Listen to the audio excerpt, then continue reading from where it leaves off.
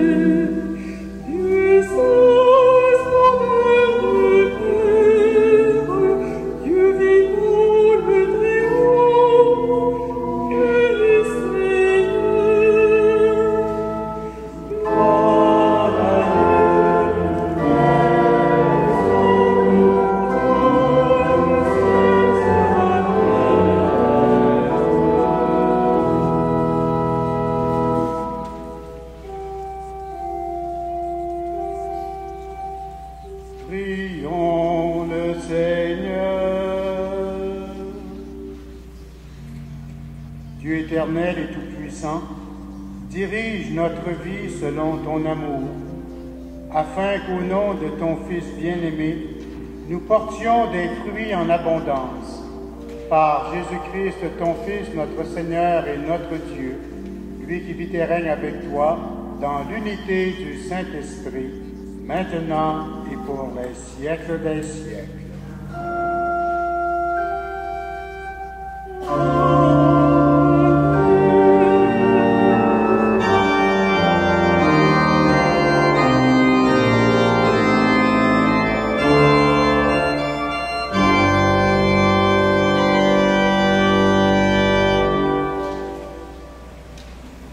Lecture du livre de Néhémie. Quand arriva la fête du 7e mois, tout le peuple se rassembla comme un seul homme sur la place située devant la porte des eaux.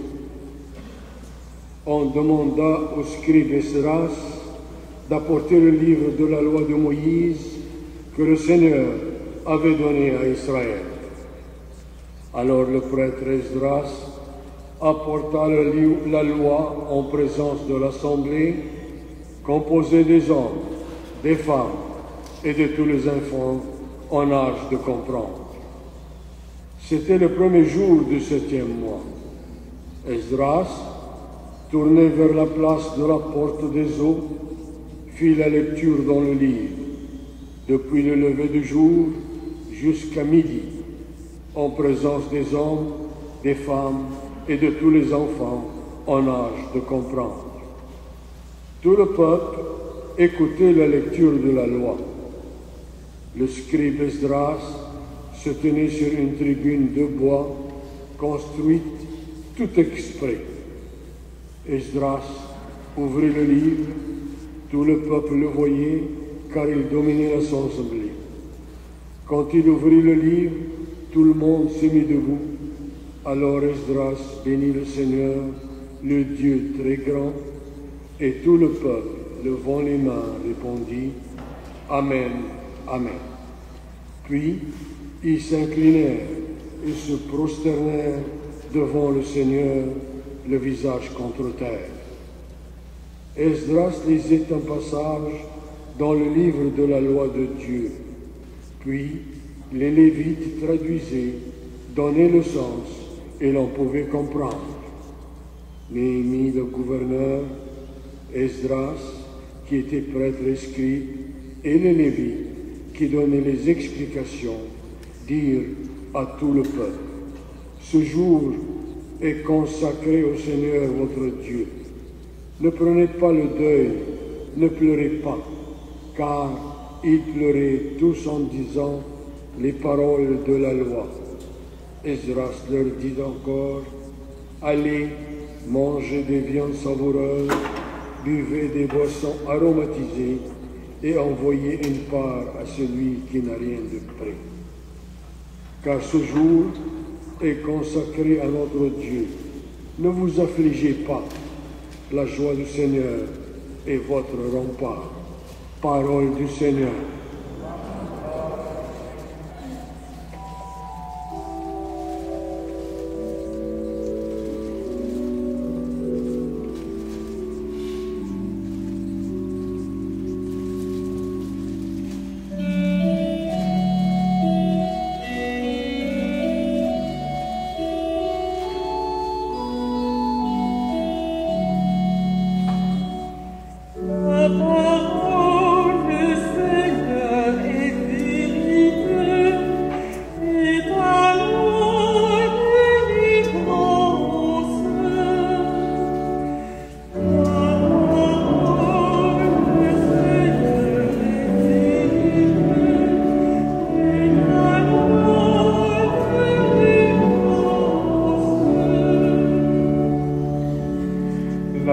Seigneur est parfaite, qui redonne vie. La charte du Seigneur est sûre, qui rend sages les simples.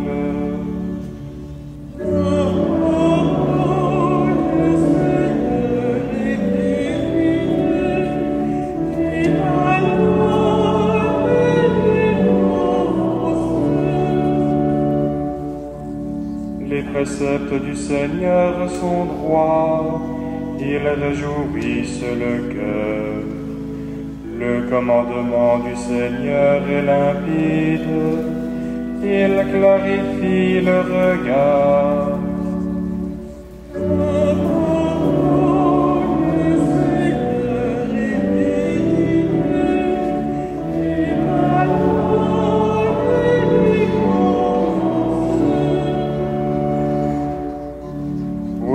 Ton serviteur en est illuminé, à les garder il trouve son profit.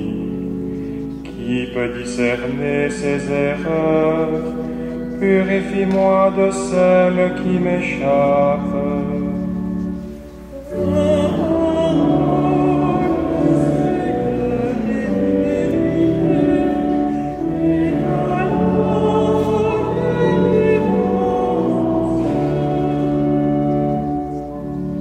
Préserve aussi ton serviteur de l'orgueil, qu'il n'ait sur moi aucune emprise. Alors je serai sans reproche, pur d'un grand péché.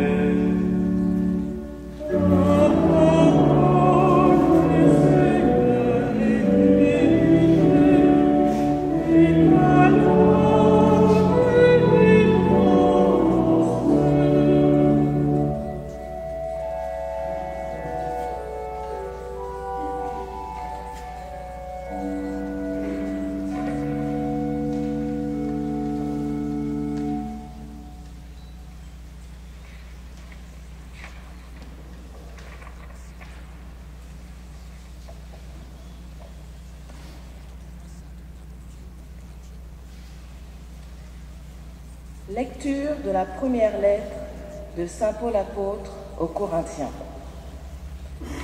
Frères et sœurs, prenons une comparaison. Notre corps forme un tout. Il a pourtant plusieurs membres. Et tous les membres, malgré leur nombre, ne forment qu'un seul corps. Il en est ainsi pour le Christ. Tous, juifs ou païens, esclaves ou hommes libres, nous avons été baptisés dans l'unique esprit pour former un seul corps. Tous, nous avons été désaltérés par l'unique esprit. Le corps humain se compose de plusieurs membres et non pas d'un seul. Le pied aura beau dire « Je ne suis pas la main, donc je ne fais pas partie du corps ». Il fait toujours partie du corps. L'oreille aura beau dire « Je ne suis pas l'œil, donc je ne fais pas partie du corps ». Elle fait toujours partie du corps. Si, dans le corps, il n'y avait que les yeux, comment pourrait-on entendre? S'il n'y avait que les oreilles, comment pourrait-on sentir les odeurs? Mais, dans le corps, Dieu a disposé les différents membres comme il l'a voulu. S'il n'y en avait qu'un seul, comment cela ferait-il un corps? Il y a donc à la fois plusieurs membres et un seul corps. L'œil ne peut pas dire à la main « Je n'ai pas besoin de toi ». La tête ne peut pas dire aux pieds « Je n'ai pas besoin de vous ». Bien plus, les parties du corps qui paraissent les plus délicates sont indispensables. Et celles qui passent pour les moins respectables, c'est elles que nous traitons avec le plus de respect. Celles qui sont moins décentes, nous les traitons plus décemment. Pour celles qui sont décentes, ce n'est pas nécessaire. Dieu a organisé le corps de telle façon qu'on porte plus de respect à ceux qui en est le plus dépourvus. Il a voulu qu'il n'y ait pas de division dans le corps, mais que les différents membres aient tous le souci les uns des autres. Si un membre souffre, tous les membres partagent sa souffrance. Si un membre est à l'honneur, tous partagent sa joie. Or, vous êtes le corps du Christ, et chacun, pour votre part, vous êtes les membres de ce corps. Parmi ceux que Dieu a placés ainsi dans l'Église, il y a, premièrement, des apôtres, deuxièmement, des prophètes, troisièmement, ceux qui sont chargés d'enseigner, puis ceux qui font des miracles, ceux qui ont le don de guérir, ceux qui ont la charge d'assister leurs frères ou de les guider, ceux qui disent des paroles mystérieuses. Tout le monde, évidemment, n'est pas apôtre. Tout le monde n'est pas prophète, ni chargé d'enseigner. Tout le monde n'a pas à faire des miracles, à guérir, à dire des paroles mystérieuses ou à les interpréter. Parole du Seigneur.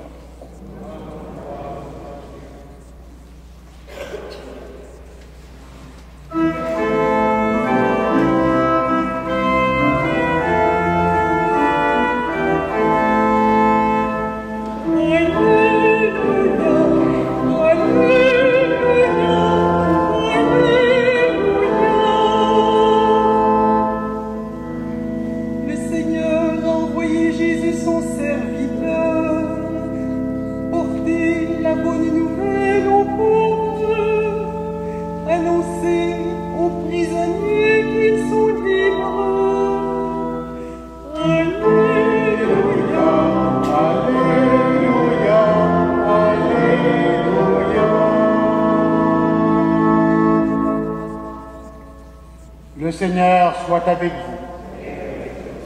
Commencement de l'Évangile de Jésus-Christ selon saint Luc. Plusieurs ont entrepris de composer un récit des événements qui se sont accomplis parmi nous, tels que nous les ont transmis ceux qui, dès le début, furent les témoins oculaires et sont devenus les serviteurs de la parole. C'est pourquoi j'ai décidé, moi aussi, après m'être informé soigneusement de tout, depuis les origines, d'en écrire pour toi, cher Théophile, un exposé suivi, afin que tu te rendes bien compte de la solidité des enseignements que tu as reçus. Lorsque Jésus, avec la puissance de l'Esprit, revint en Galilée, sa renommée se répandit dans toute la région. Il enseignait dans les synagogues des Juifs, et tout le monde faisait son éloge. Il vint à Nazareth où il avait grandi. Comme il en avait l'habitude, il entra dans la synagogue le jour du sabbat, et il se leva pour faire la lecture. On lui présenta le livre du prophète Isaïe. Il ouvrit le livre et trouva le passage où il est écrit « L'Esprit du Seigneur est sur moi, parce que le Seigneur m'a consacré par l'onction. Il m'a envoyé porter la bonne nouvelle aux pauvres, annoncer aux prisonniers qu'ils sont libres et aux aveugles qu'ils verront la lumière, apporter aux opprimés la libération, annoncer une année de bienfaits accordée par le Seigneur. » Jésus referma le livre, le rendit aux servants et s'assit. Tous dans la synagogue avaient les yeux fixés sur lui. Alors il se mit à leur dire « Cette parole que vous venez d'entendre, c'est aujourd'hui qu'elle s'accomplit. » Acclamons la parole de Dieu.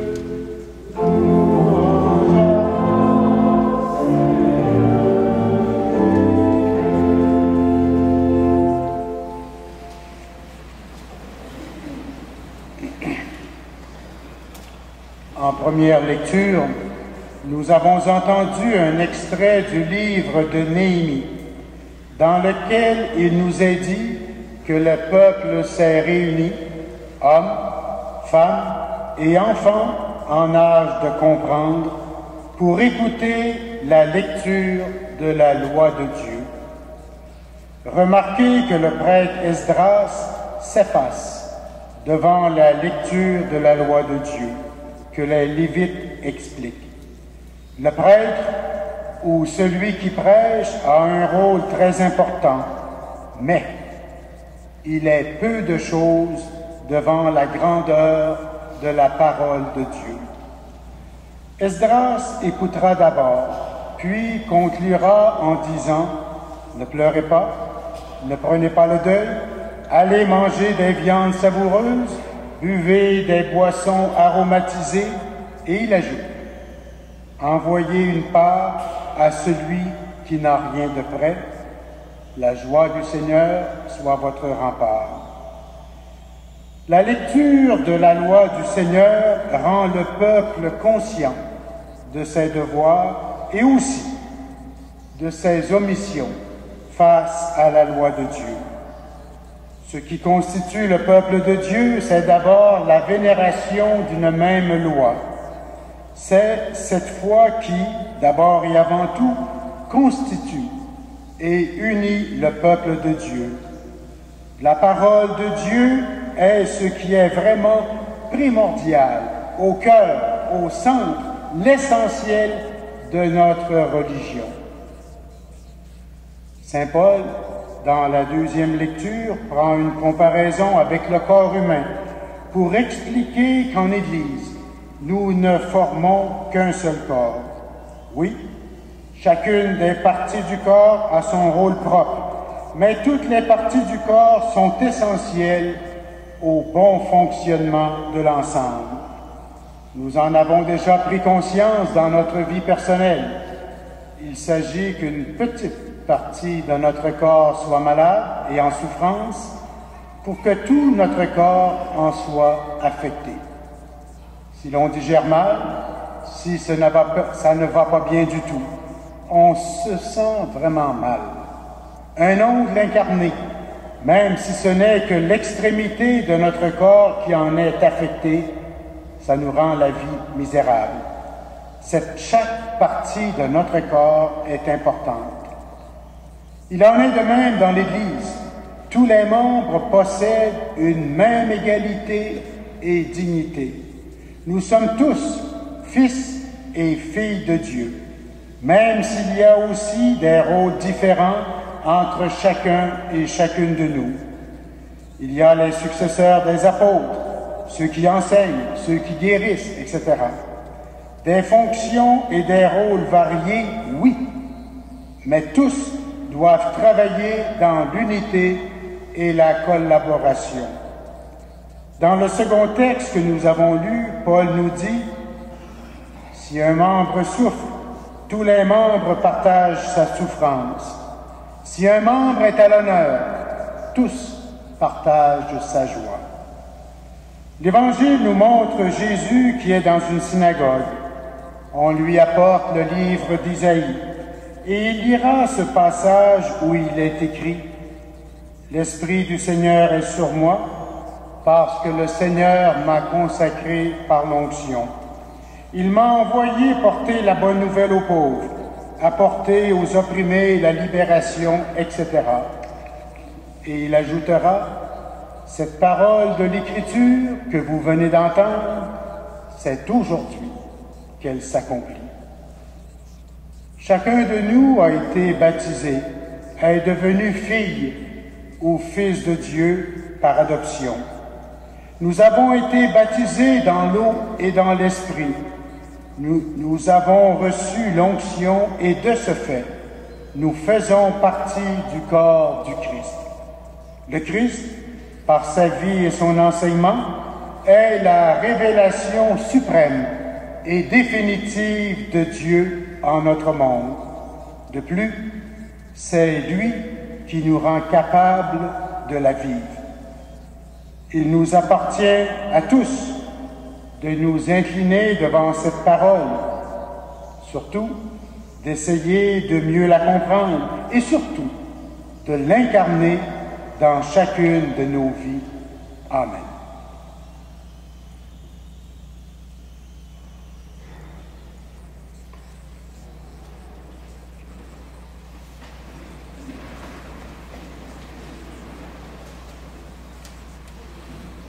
Avec fierté, proclamons notre foi. Je crois en Dieu, le Père Tout-Puissant, Créateur du ciel et de la terre, et en Jésus-Christ, son Fils unique, notre Seigneur, qui a été conçu du Saint-Esprit, est né de la Vierge Marie, a souffert sous Ponce Pilate, a été crucifié, est mort et a été enseveli, est descendu le troisième jour, est ressuscité des morts, est monté aux cieux, est assise à la droite de Dieu, le Père Tout-Puissant, d'où il viendra juger les vivants et les morts. Je crois en l'Esprit Saint, à la Sainte Église catholique, à la communion des saints, à la rémission des péchés, à la résurrection de la chair, à la vie éternelle. Amen. Dieu le Père demeure fidèle à son alliance. Faisons monter vers lui notre prière pour le monde, afin que tous et toutes goûtent aujourd'hui à sa bonne nouvelle. Pour les membres du corps du Christ qui vivent des périodes d'exil et de solitude, prions pour qu'aujourd'hui ils soient réconfortés.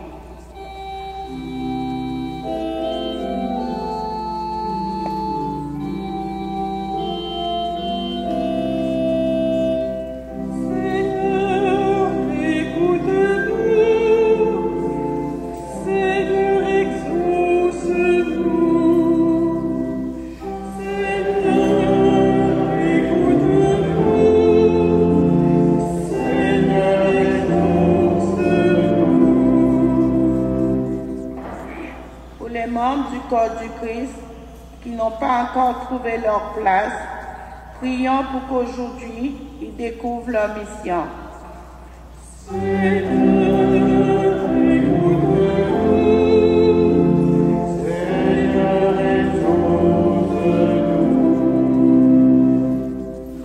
Pour les membres du corps du Christ rejetés à cause de leurs différences, prions pour qu'aujourd'hui ils soient accueillis.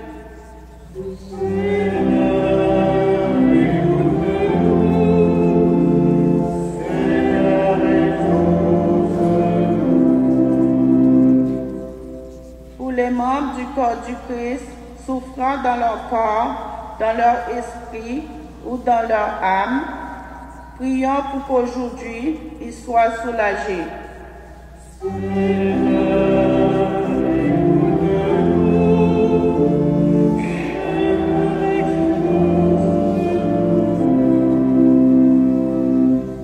Seigneur notre Dieu, tu es un Père qui donne la vie, qui réconforte, qui accueille et qui soulage.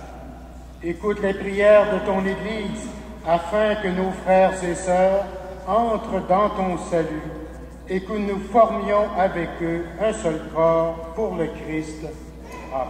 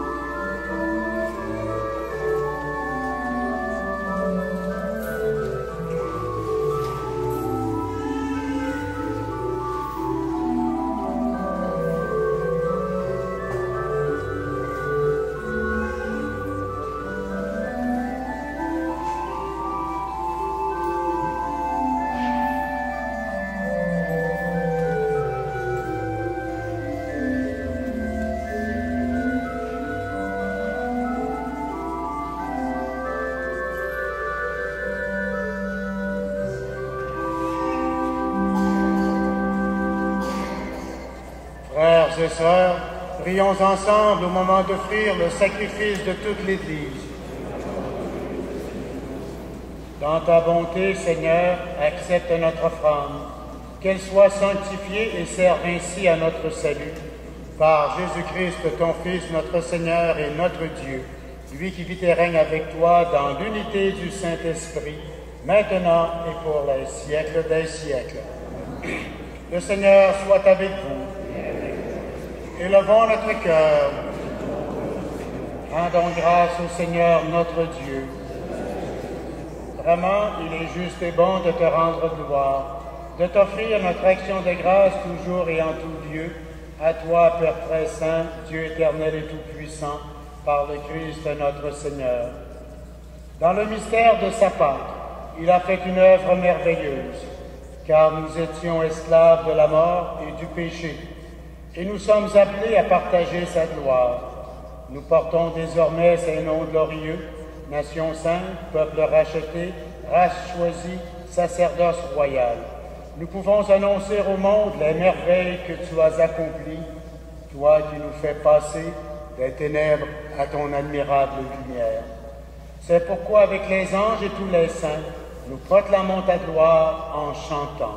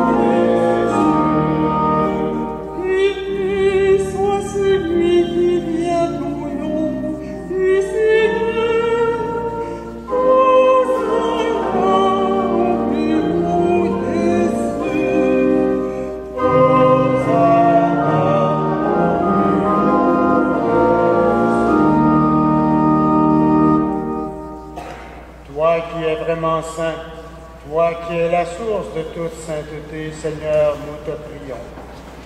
Sanctifie ces offrandes en répandant sur elles ton esprit, qu'elles deviennent pour nous le corps et le sang de Jésus le Christ, notre Seigneur. Au moment d'être livré et d'entrer librement dans sa passion, il prit le pain, il rendit grâce, il le rompit et le donna à ses disciples en disant: prenez et mangez-en tous, ceci est mon corps livré pour vous.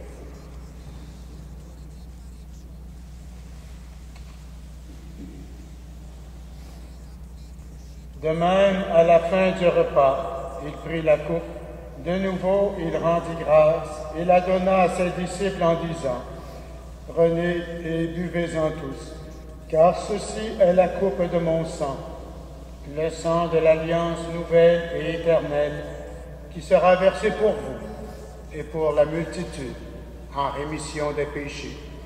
Vous ferez cela en mémoire de moi.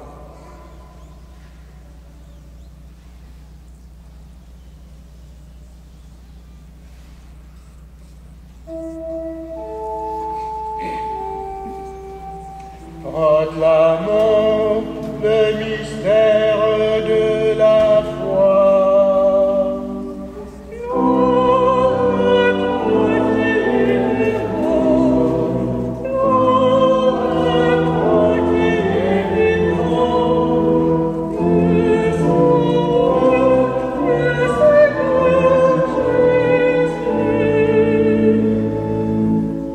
Faisant ici mémoire de la mort et de la résurrection de ton Fils, nous t'offrons, Seigneur, le pain de la vie et la coupe du salut. Et nous te rendons grâce, car tu nous as choisis pour servir en ta présence. Humblement, nous te demandons, qu'en ayant part au corps et au sang du Christ, nous soyons rassemblés par l'Esprit Saint en un seul corps. Souviens-toi, Seigneur, de ton Église répandue à travers le monde. Fais-la grandir dans ta charité avec le pape Benoît XVI, notre évêque Christian et tous ceux et celles qui ont la charge de ton peuple. Souviens-toi aussi de nos frères et de nos sœurs qui se sont endormis dans l'espérance de la résurrection. Nous prions spécialement ce matin pour M. Marcel Bilodeau.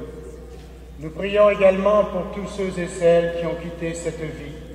Reçois-les dans ta lumière auprès de toi.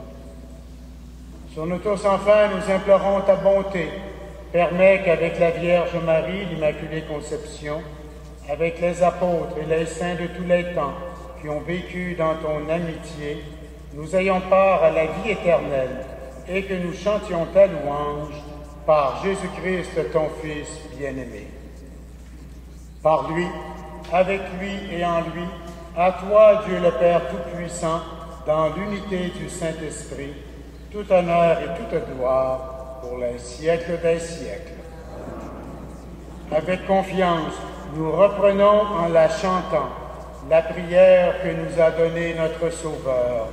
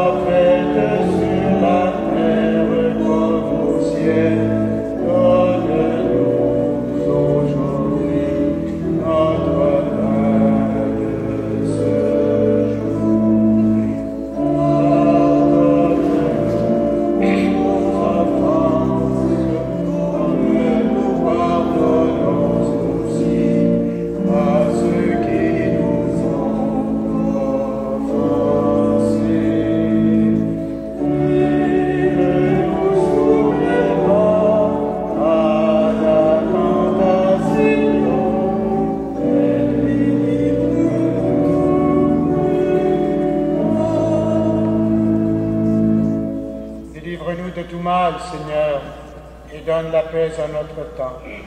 Par ta miséricorde, libère-nous du péché. Rassure-nous devant les épreuves. En cette vie où nous espérons le bonheur que tu promets et l'avènement de Jésus-Christ, notre Sauveur.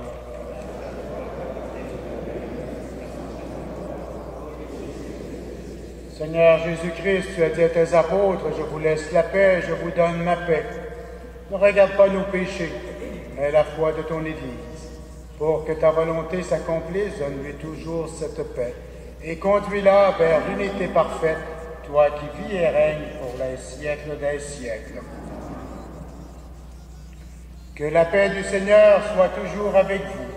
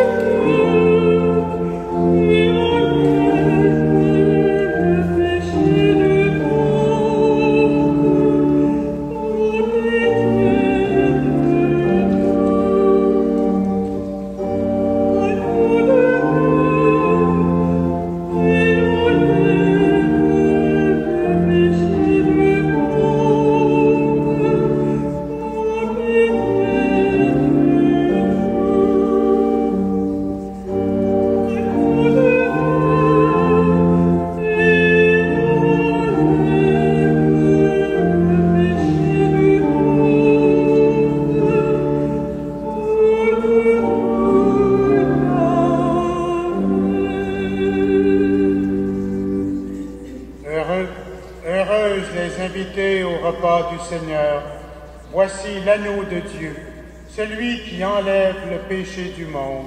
Seigneur, je ne suis pas digne de te recevoir, mais dis seulement une parole, que le corps et le sang du Christ nous gardent pour la vie éternelle.